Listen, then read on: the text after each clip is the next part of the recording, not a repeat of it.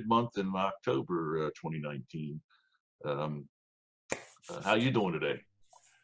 Pretty good for an old dude. I've just been reviewing a little bit since I knew I had to talk to you this morning. I had to take a quick review of some of our base indicators, and Well, we can take a look at those today. we'll be covering it. But I'm a perpetual worrier. You know, I worry about everything, so Yeah. it's not unusual for me. And even though I am still not negative on the market, I start to see a few. I see a few. Halloween's coming up, and I already see a few skeletons jumping around. We can talk about that later. I didn't mean to get off into. No, that's okay. Yeah, you getting any hunting done? Have you been out? I'm sorry. Have you gotten any hunting done? Have you been out? I just been out a couple of times. We've had such hot weather in Georgia. It's been brutal, but we now have it's cooled off for Georgia, and we've got a little rain, so we're starting to flirt with fall a little bit. Leaves are starting to fall a little bit, so All right. it's pretty normal progression for us.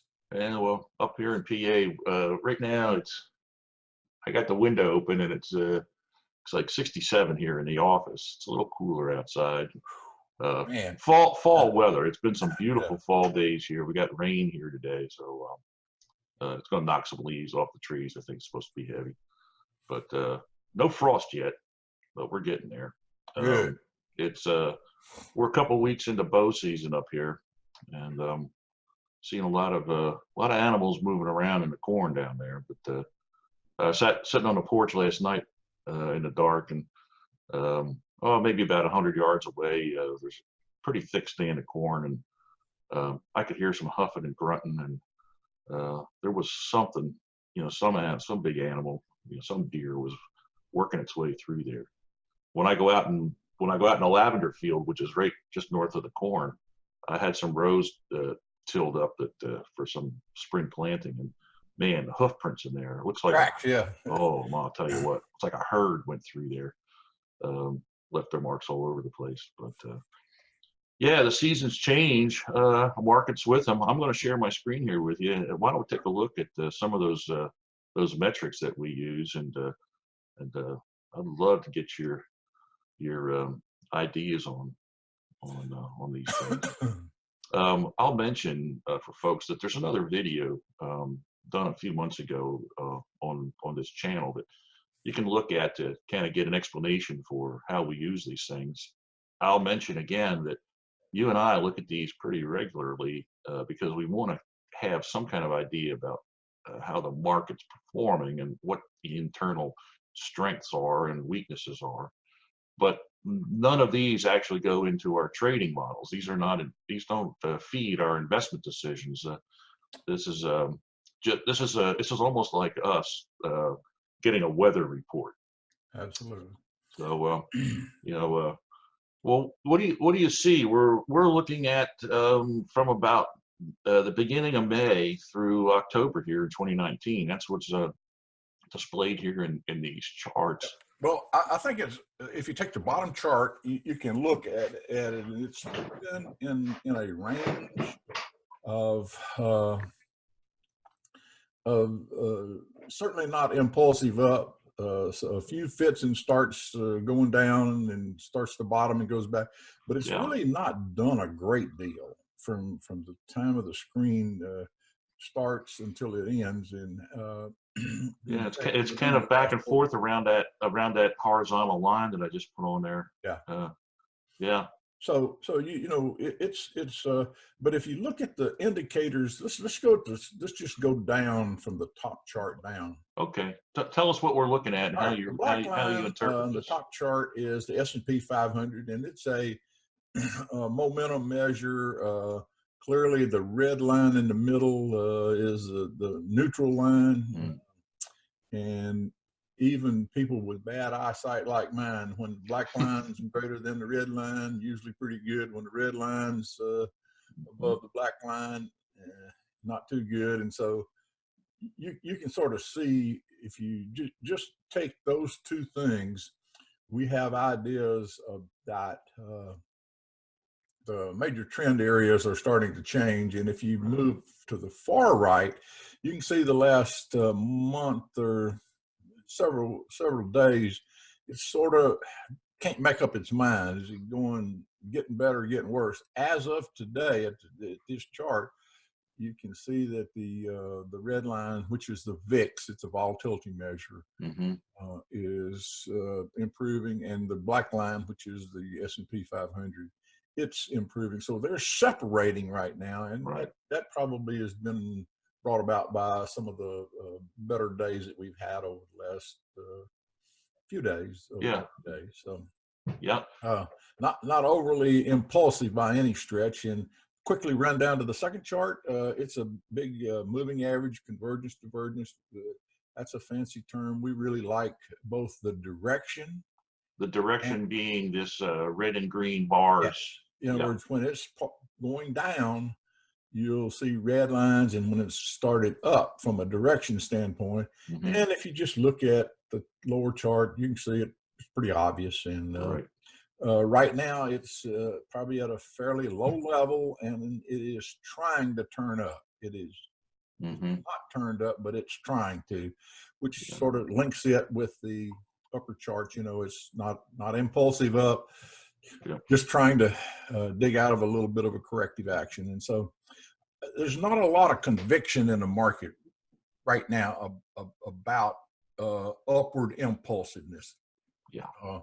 And a lot of it is being driven by day-to-day news and Yes. some of these kinds of things, which is really meaningless to we trust our measures and our models so much that these are pictures of just to give you some idea about the health of the market. Right. And right now, it's kind of healthy and kind of sick at the same time. So, yeah. If we go back to that, stay tuned, because the story will the story will change again. I mean, from here, if we were up another 2 or 3%, we'd feel pretty good about it. But being down 2 or 3%, we're down visiting where it could be very uncomfortable. So, right. Yeah. Going back to that weather analogy, it's certainly not cloudless skies and clear sailing ahead. It's I would say it's kind of overcast with chance of rain.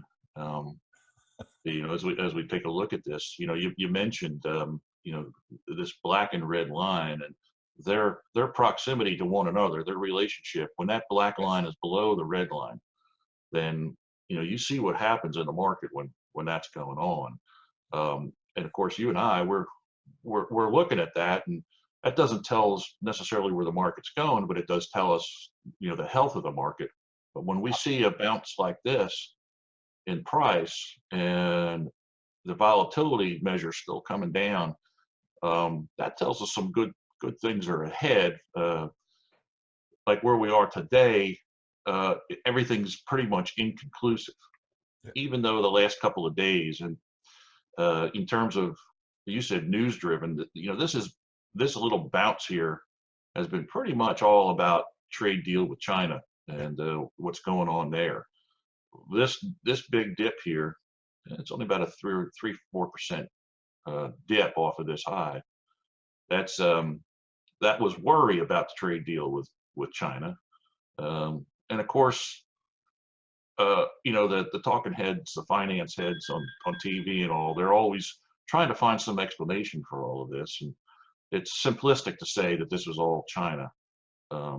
The big investors that move the market like this are not reacting to that kind of news. The mutual funds and so on, they really can't turn their ships that fast. They've so this is emotional stuff. But given where the signal line is, and the fact that we're seeing direction on a slight upslope here, we get kind of an inconclusive measure. Given that these two lines here are right around that 50 mark, that red horizontal line, again, inconclusive. It just doesn't tell us what's going to happen. These two things could just bounce around that line for a long time and not tell us anything.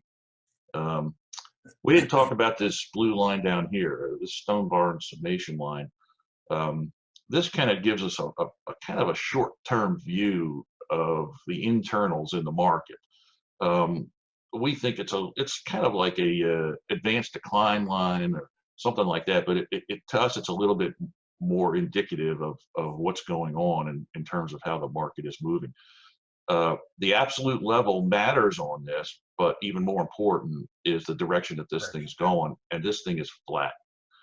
You know, that just tells us that you know, in the last couple of weeks, the market can't make up its mind, even though there's been some price movement. It's certainly not strong enough to indicate that this is anything of duration. We'd have to see this line start moving up. These green bars come up above 0. This line move up and go back up above 0.5, and this black line get up here above 60, and that red line come down below 40. Then our forecast would be sunny skies for the next couple of days, next week or so. But Well, right now, cloudy markets with. don't always do what we want. In other words, we would like it to be perfect all the time. Yeah. But we're in a little bit of a struggle time. The market's Yep. trying to determine good news, bad news, and bet appropriately. It's also one of the reasons that we don't use this model. There's too many decisions being made in a very short-term process. We trust our models, which were built over a lot of grunting and grinding and effort for many years, and so Yeah. we trust the models. But this gives you a closer in look at how we see the market at a snapshot in time. That's true. And I'll mention again, you know, we've had some questions about this on our website at stonebarnportfolios.com, asking, you know, could you comment on these things? Could you put these up every day? And you know, so we get a look at it and all that. I think we could probably do some more of that. We could post, you know, some images and all. But unless you've spent a couple of years looking at this stuff day after day after day, you know, like I say, it kind of gives you the weather forecast, but it doesn't really help you with trading decisions. In a way that we think would give you an edge in the markets. So these are helpful to us. We watch them, but again, they don't go into what we select and what we do in our portfolios. I will, if you think it's all right, I'm going to take us to look at our moderate blend. You know, that where we use the NDX. I'm going to close this down a little bit so that we're, you know, getting more of a recent view here. Black line here would be the S&P 500, similar to what we just saw, and this is our moderate portfolio. And you see the same kinds of things happen, and we're kind of flat, you know, in here from about the same point. Here's June of this past year, and essentially we've been flat since then. Market during that same period of time, you know, has been a little bit, you know, about flat for the same, you know, to the same degree. But you'd have to also. We're doing it with less volatility. Yeah, absolutely. That was my point right there. You can see we hadn't had some of the shaking that the markets have had, and right. Probably, to be totally candid, we probably didn't get some of the rebounds that the market did. You know, but that's right. Well, again, this is a moderate portfolio, and it's built by first trying to limit the risk in the portfolio, and you can see that we've done that. We're looking at about a little over 3 years here, and if you look at these bottom 2 lines here underneath this, underneath that crosshair, you look at those numbers. The moderate model has slightly outperformed the S&P, but it's done it with about half the volatility, half the drawdown, and that's what it's built for. So it's performing just like we hope. And at the moment, you'd look at this and you'd say, well, guess what? This is exactly what we would see. You know, looking at these, it's behaving exactly like the weather report tells us it should have behaved during that period of time. So yeah, good stuff. Anything else you want to say about these? Nope. All right. Nope. All right. Well, then we'll make this a real short session. That's okay. I'm sure nobody's going to mind a short webisode from time. I think we talk too much anyway, but good stuff. Let's see. I don't got anything else. How about you? Nope, I'm good. I think we're starting to build a catalog of some of our verbiage over the course of time, and go to Stone Barn portfolios and take a look at it. You'll find it. I think let's do this. Let's tease a little bit about what we got coming up. Why don't us at the beginning of November? Why don't we take a look at the ETF model that we've developed and show people a very simple, it's almost a buy and hold approach, but not quite. And let's start introducing the public to that. And perfect. We've started making that available in our weekly updates. And if you haven't signed up for those already, folks can go to our website and a little pop-up will come up after about 10 seconds of visiting and offer you the opportunity to get our free weekly updates. Just give us your name and email address, and you'll start receiving those every weekend about what happened with all of the different models that we've built and offer by subscription. And you can track what's going on with them, but it won't cost you a thing. That's at stonebarnportfolios.com. That website is still under construction. We're still adding content, but it's working, and we can certainly gather your name and email address and make sure you can follow what we're doing if you've got interest in that. So, all right, Don, I'm going to say goodbye then, and I've got a bunch of administrative stuff here in the office today. So got my taxes done yesterday at the very last minute. Take advantage of that extension, and still it comes down to the last hour, trying to put everything together and, get it. Don't worry about the markets. The IRS will take care of it. Don't worry about it. Right. Have a good day. Well, they've got my money and they've got my returns now. So, we're all set. I will have a good day. You do the same. Yes, sir. All right.